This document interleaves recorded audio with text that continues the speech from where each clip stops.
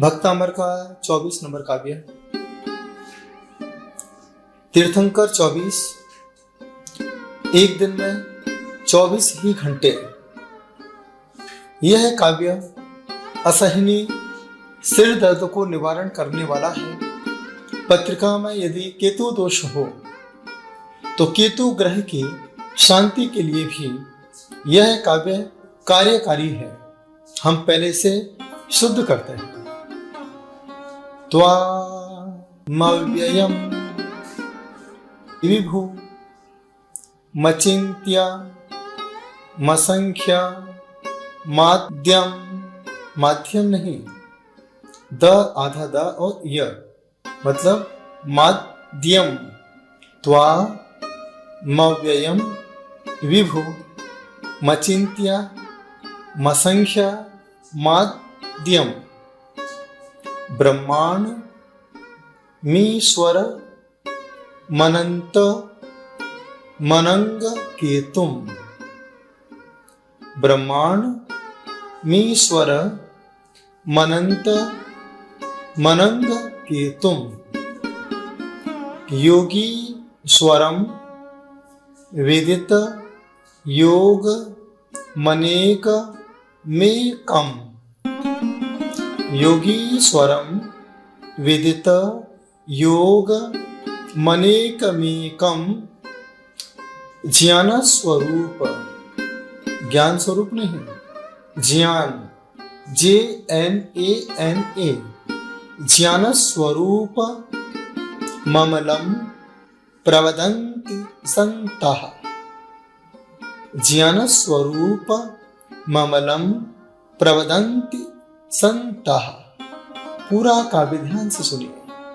त्वामव्ययम् विभु मचिन्त्य मसंख्यमाद्यम ब्रह्मांड मीश्वर मनंत मनंग केतुम। योगी स्वरम विदित योग मनेकमेकम। ज्ञान स्वरूप ममलम प्रवदन्ति संतः।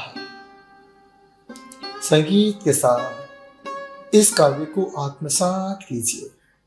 त्वामव्ययम् विभुमचिन्त्यमसंख्यमाद्यम् ब्रह्माण्डमीश्वरमनन्तमनङ्गकेतुम्। योगीश्वरं विदितयोगमनेकमेकम्। ज्ञानस्वरूपममलं प्रवदन्ति संतः। शब्दार्थ। संतः संत पुरुष। त्वाम आपको, अव्यय अक्षय, विभुम समर्थ, अचिंत्य कल्पनातीत, असंख्यम असंख्य, आद्यम प्रथम, ब्रह्मांड ब्रह्मा, ईश्वर स्वामी, अनंतम अनंत, अनंग केतुम काम विनाशक, योगी स्वरम योगियों के नायक, अनेकम अनेक, एकम एक, ज्ञान स्वरूप केवल ज्ञान स्वरूप, अमलम निर्मल, प्रवदन्ति कहते हैं। भावार्थ। संत पुरुष आपको, अक्षय समर्थ, कल्पनातीत, असंख्य, प्रथम, ब्रह्मा स्वामी, अनंत, काम विनाशक, योगियों के नायक, अनेक, एक, केवल ज्ञान स्वरूप, निर्मल कहते हैं। यहाँ पर भगवान के इतने नाम हैं। यहाँ पर सहस्र नाम की भावना रखी गई है। हे प्रभु, आपके एक नहीं, दो नहीं, सहस्र नाम हैं। किस तरीके से यहाँ पर भगवान का गुणानुवाद किया गया है। यहाँ पर जो संत पुरुष होते हैं, जो सदैव भगवान की भक्ति में तल्लीन रहते हैं, भगवान की भक्ति में ही अपना जीवन व्यतीत करते हैं, वह जिनेंद्र भगवान को किस रूप में देखते हैं? तो यहाँ पर सबसे पहले कहते हैं, आप अव्यय हैं, आप अक्षय हैं, आपका कभी व्यय नहीं हो सकता है, क्योंकि आपने इस आत्मा को पहचाना है। यह आत्मा अक्षय है, शरीर व्यय है, आत्मा अव्यय है, इसलिए प्रभु आप तो अव्ययी हैं। आगे विभुम, आप समर्थ है, सामर्थ्यवान है, आपके समान इस संसार में कोई सामर्थ्यवान नहीं है, क्योंकि आपने अपने आत्मा को परमात्मा बनाने के लिए समर्थ किया है। इसलिए प्रभु आप ही समर्थ हैं मोक्ष रूपी मार्ग बताने में। आगे कहते हैं, आप अचिंत्य, चिंतन से परे हैं, कल्पनातीत हैं, आपको कोई चिंतन में नहीं ला सकता है। क्या नाम दें आपको, क्या कल्पना करें? सूर्य की कल्पना करते हैं तो सूर्य भी शाम को अस्त हो जाता है। चंद्रमा की कल्पना करते हैं तो चंद्रमा सुबह भी अपने प्रभाव को खत्म कर देता है। हम किसकी उपमाएं दें, क्या आपको नाम दें? इसलिए आप तो कल्पनातीत हैं या असंख्यम, आपकी कोई संख्या नहीं है, कोई संख्या नहीं, क्या कहें, आप तो असंख्यात हैं, कण कण में आप विराजमान हैं। हम शिखर जी यात्रा पर जाते हैं, एक एक टॉप पर जाकर के नमन करते हैं, वंदन करते हैं, क्या बोलते हैं? देखिए, जब हम शांतिनाथ भगवान के दर्शन करते हैं, बोलते हैं इस टॉक से 9 कोड़ा कोड़ी 9,09,999 साधक साधना करके निर्वाण को प्राप्त हुए। असंख्यम, असंख्यात हैं, संख्या में नहीं ला सकते हैं। और भी असंख्यात जीव अनेक अनेक टोकों से निर्वाण को प्राप्त हुए हैं। और कहते हैं, आप आद्यम प्रथमम, आपने ही मुक्ति का मार्ग बताया है, इसलिए आप प्रथम हैं। आदिनाथ भगवान भी प्रथम हैं, फर्स्ट मार्ग बताने वाले, निर्वाण के मार्ग तक पहुंचाने वाले प्रथमम, आप ही प्रथम हैं। यहाँ पर आप ही ब्रह्मा हैं। ब्रह्म किसे कहते हैं? ब्रह्म कहते हैं आत्मा की अनुभूति करने वाले को, जो ब्रह्म को जान लेता है, इस आत्मा का अनुभव कर लेता है, उसे हम ब्रह्मा कहते हैं। और इसलिए एक शब्द रखा गया है, ब्रह्म मुहूर्त। ब्रह्म मुहूर्त क्या है? ब्रह्म से, आत्मा से मिलने के मुहूर्त को ब्रह्म मुहूर्त कहते हैं। इसलिए आप प्रभु ब्रह्मा हैं, आप ही ईश्वर हैं।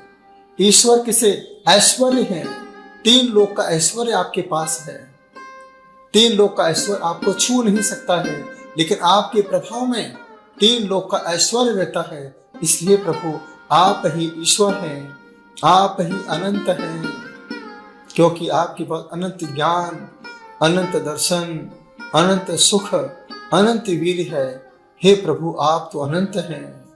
इसी प्रकार से प्रभु आप अनेकम, अनेक रूप में इस सृष्टि में देखे जाते हैं, पहचाने जाते हैं, और आप एकम एक भी हैं। आत्मा की अपेक्षा से, शाश्वत पद की अपेक्षा से अपनी आत्मा का, अपनी आत्मा में चिंतन कर रहे हैं, इसलिए आप एकम हैं। इसके बाद यहाँ पर ज्ञान स्वरूप, केवल ज्ञान स्वरूप आपने ही प्राप्त किया है।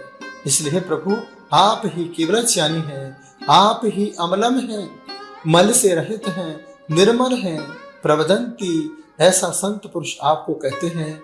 यहाँ पर एक भगवान के इतने सारे गुणों के माध्यम से गुणानुवाद किया गया है। कहते हैं जो भगवान का गुणानुवाद करता है, उनके अंदर भगवान के गुणों का आरोपण अपने आप हो जाता है। हम जैसा जैसा बोलते हैं, यदि बच्चा इंजीनियर की किताब के अनुसार बोलता है, वो बच्चा इंजीनियर के जैसा हो जाता है। जो बच्चा किताब के अनुसार जीवन यापन करता है, जीवन शैली को जीता है, वह बच्चा डॉक्टर के जैसा हो जाता है। इसी प्रकार से जो जीव भगवान का गुणानुवाद करता रहता है, यह शरीर गुणों का भंडार हो जाया करता है। इस संसार में शरीर की पूजा नहीं है, गुणों की पूजा है। जिनके अंदर गुण हैं वही गुणवान है। इसीलिए मेरी भावना में लिखा है, गुण ग्रहण का भाव रहे नित्य, दृष्टि न दोषों पर जावे। गुणों को ग्रहण कीजिए। जो गुणों के अनुसार अपने जीवन को जीता है वह जीव अपने आप गुणवान हो जाता है। यह काव्य आपसे यही कह रहा है। इसका छोटा सा रिद्धि जाप है। ओम ह्रीं अर्हं नमो दिट्ठि विषाणं झ्रौं झ्रौं नमः स्वाहा। मंत्र जाप है। स्थावर जंगम वाय कृतिम सकल विषम यत् भक्ति अप्रमिताय ये दृष्टि विषयान् मुनिन्ते वढ्यमाण स्वामी सर्वहितं कुरु कुरु स्वाहा। ओम राम ह्रीं रूं रः अस्या उषा झ्रौं झ्रौं नमः स्वाहा। गेरुआ वस्त्र पहनकर 24 नंबर काव्य के यंत्र को बनाकर अब से पूजन करते हुए सुखासन से बैठ करके सफेद माला को लीजिए। इस रिद्धि और मंत्र जाप के साथ 24 नंबर काव्य की आराधना करें। केतु के स्वामी इधर देखिए, सर्प वाले भगवान पार्श्वनाथ हैं। पार्श्वनाथ भगवान का ध्यान करते हुए, पोषक धर्म का पाठ करते हुए, जिनके सिर में बहुत असहनीय वेदना होती हो, किसी भी प्रकार से उसका समन नहीं हो रहा हो, बीच की उंगली का उपयोग कीजिए। इस काव्य को पढ़ते जाइए। इस उंगली को क्लॉकवाइज घुमाते जाइए। गहरी सांस लीजिए। एक बार बता रहा हूं। इस हाथ को आप नाभि से ऊपर रख लीजिए और इस तरीके से घुमाते जाइए। घुमाते घुमाते इस काव्य को सुनते जाइए। महसूस कीजिए कि धीरे धीरे हमारे सिर का दर्द समाप्त हो रहा है। सुनते जाइए इस काव्य को पूरे मनोयोग के साथ। उंगली को घुमाते जाइए क्लॉकवाइज।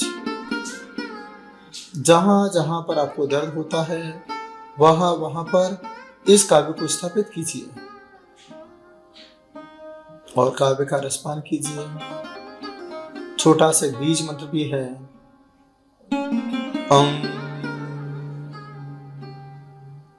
देखिए आपके चारों तरफ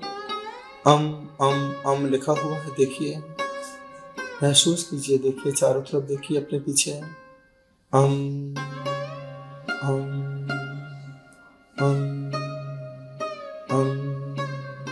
उंगली घुमाते जाइए। काव्य पाठ के साथ साथ इस एक बीज मंत्र को बार बार महसूस कीजिए। धीरे धीरे आपके सर का दर्द कम हो रहा है। इतना करने के बाद इस तरीके से दोनों हाथ को सिर पर रख लीजिए। ऐसे रखने के बाद मस्तक पर अपने हाथों को रखिए, सिर वाला कट कर। इस तरीके से अपने हाथ को मस्तक पर रखिए। गहरी सांस लीजिए। बिल्कुल आराम के साथ, बिल्कुल चेहरे पर मुस्कुराते हुए ऐसे घुमाते जाइए और काव्य पाठ को सुनते जाइए। यह रिदम चल रहा है। यह रिदम आपके सिर के दर्द को मिटाने के में सबसे ज्यादा कार्यकारी साबित होगा। ऐसे कीजिए। करने के बाद फिर भगवान के जैसा बैठ जाइए, पद्मासन को लगा करके पूरे मनोयोग के साथ। अपने अंदर जो नकारात्मक ऊर्जा है उसे छोड़ दीजिए। अपने आप को शिथिल छोड़ दीजिए।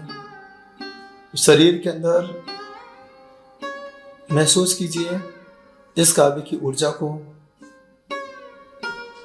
और यह ऊर्जा ही हमारे अंदर के दर्दनाशक दवा का काम करेगी और आपके शरीर को सिर के साथ स्वस्थ करने का काम करेगी।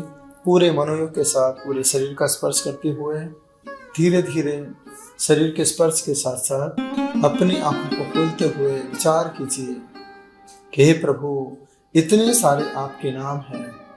इस रूप में आपको देखा जाता है। कोई ब्रह्मा के रूप में दिखता है, कोई ईश्वर के रूप में दिखता है, कोई अनंत रूप में दिखता है, कोई आपको असंख्यात मानता है, कोई आपको अनेक में, कोई आपको एक में, कोई आपको योगीश्वर में दिखता है, तो कोई आपको ज्ञान स्वरूप में दिखता है, केवल ज्ञान के स्वरूप में दिखता है।